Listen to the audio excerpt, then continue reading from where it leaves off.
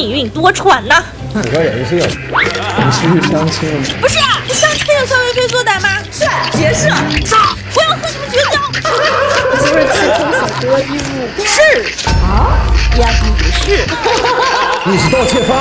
是啊，所以你是听到声响，知道房子的主人回来了，你才躲起来的。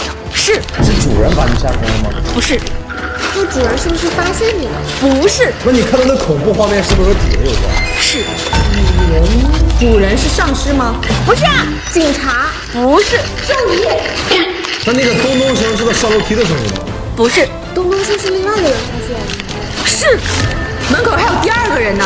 是，你说床下看到那个恐怖画面是第二个人的吗？是你说我干啥？你说床下看的看到啥恐怖？